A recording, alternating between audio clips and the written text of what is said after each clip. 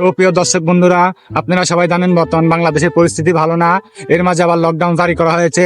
বাংলাদেশের অবস্থা খুব খারাপ। এর মাঝে সাধারণ মানুষ কিভাবে জীবনযাপন করছেন আপনাদের সাথে সেটাই শেয়ার করব।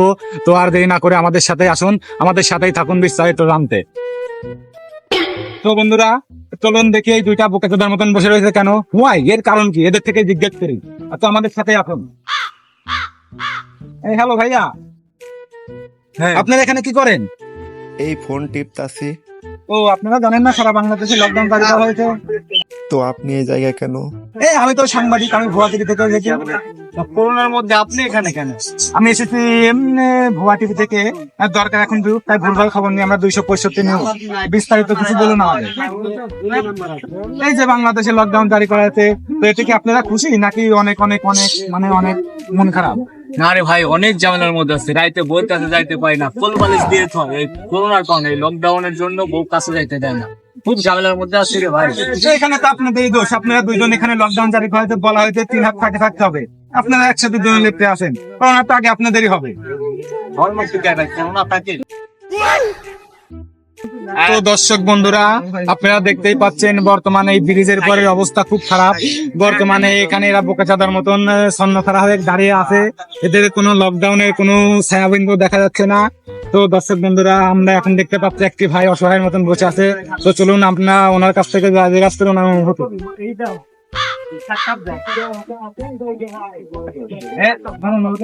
এই যে সারা বাংলাদেশে লকডাউন, আপনার অনুভূতিটা কি দর্শক জানতে চাচ্ছে, একটু প্রকাশ করুন। করোনায় আমরা খুব ক্ষতিগ্রস্ত, অনেক লোক হাসপাতালে ভর্তি আছে। তারপরে হচ্ছে আমরা অনেক লোকই চলাফেরা করার জন্য সমস্যা হচ্ছে, চলাফেরা করতে পারছি না রাস্তাঘাটে, সবসময় মুখ টুক বাজে চলাচল করা লাগছে। আমার তো আসলে এটি সমস্যায়। তারপরে এই রোগটা তো খারাপ, এই রোগটা যদি সারানো হলে কি আমার উপকারী হবে। সরকার কাছে যে আমার আবেদন দেয় যে দ্রুত চিকিৎসা প্রাপ্তি করো। আচ্ছা ভাই, আপনাকে অনেক ধন্যবাদ। তো প্রিয় দর্শক বন্ধুরা, এই ভাইয়াটির কথা শুনে আপনারা বুঝলেন, অনেক কিছুই বুঝলেন। তো সামনে আরেকটি চাচা বসে রয়েছে অসহায় এতিমের মতো, মনে হচ্ছে বাবা মা কেউ নাই, মনে হচ্ছে বউ নাই। তো আমরা এখন এই চাচার অনুভূতিটা জিজ্ঞেস করবো। আসসালামু আলাইকুম চাচা, কেমন আছেন? এই যে সারা বাংলাদেশে এই যে সারা বাংলাদেশে করোনার জন্য লকডাউন করা হয়েছে, এতে কি আপনারা খুশি নাকি বেজার? আমরা তো লকডাউন করাতে খুশি। হ্যাঁ হ্যাঁ হ্যাঁ, এই ঘুমটা আসলে খুব খারাপ রে। তো এই যে খালি রে। হ্যাঁ হ্যাঁ, আপনি বলুন, আপনি আমার অনুভূতিটা একটু প্রকাশ করুন। এই আমার করোনা হয়েছে, আমার কুকুরের করোনা হয়েছে, দেখে আমার লাওয়া নিয়ে আসলাম। গরমের তো এটা কি আপনার কুকুর? এই তো বাচ্চা বলছে পালতেছি, কারণ করোনার জন্য অসুস্থ হয়ে কেবল গোসল করা নিয়ে আসলাম। আপনি আমরা সরকারের কাছে বলবো যাতে আপনার কুকুরের চিকিৎসার ব্যবস্থা করা হয়। এটাই তো তোমাদের রাখছি তো এগুলো করার জন্য। আর এই যে লকডাউন করার পরেও আপনি এখানে এইভাবে বসে আছেন, তো আপনাদের ভয় হয় না যদি করোনা হয়? অবশ্যই এরা স্বাস্থ্যের জন্য ক্ষতিকর। সবাই ওই মাস্ক পরে থাকতে হবে। খুব খারাপ রে। মাস্ক পরে থাকতে হবে। আপনি মাস্ক কোথায়? আপনার মাস্ক সরকারের কাছে আবেদন করা লাগবে, ডাক্তার ইউনুসের কাছে, যাতে আমার এটা মাস্ক দেয়।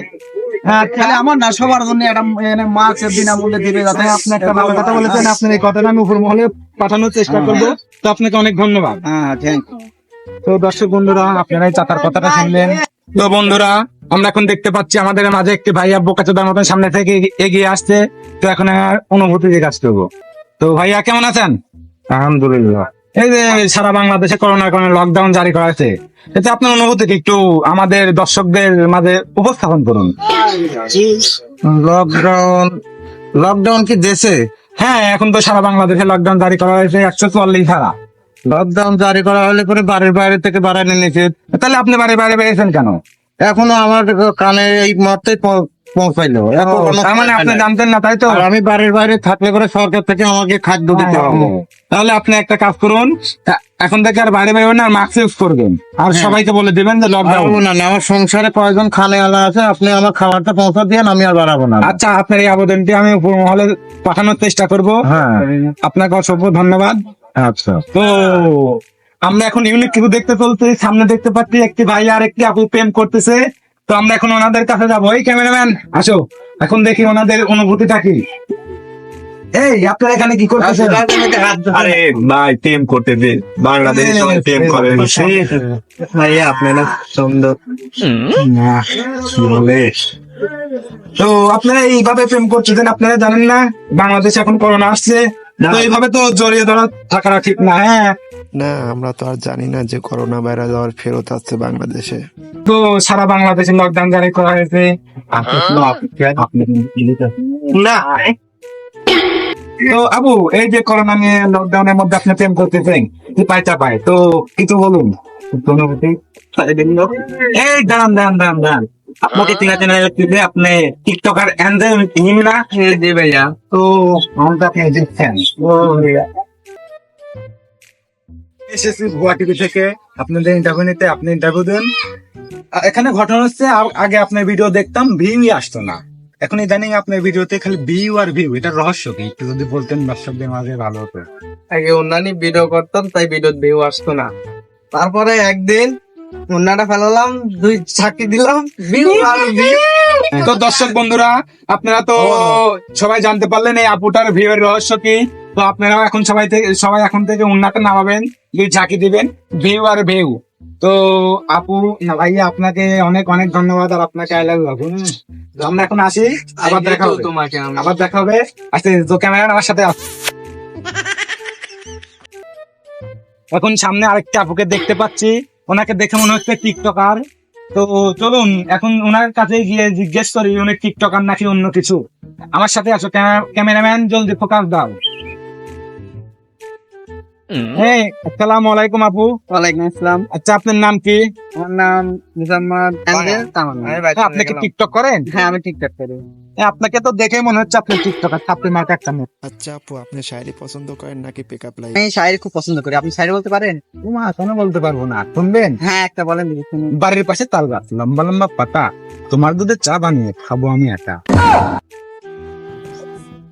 ও মা, কত সুন্দর শায়রি বলে।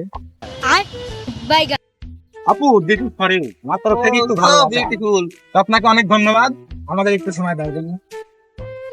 এখন এই রিক্সাওয়ালা ভাইয়ার কাছে জিজ্ঞেস করবো এই ভাইয়াটার অনুভূতি কি। আসসালামু আলাইকুম। কেমন আছেন? আলহামদুলিল্লাহ ভালো।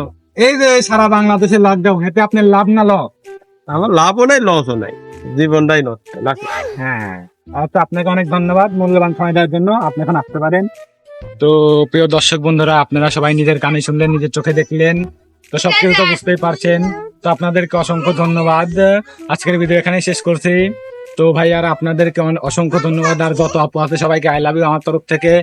তো আপনারা নিজে সতর্ক থাকবেন এবং সবাইকে সতর্ক রাখবেন। খোদা হাফেজ, দেখা হচ্ছে নেক্সট ভিডিওতে। Bye, tata.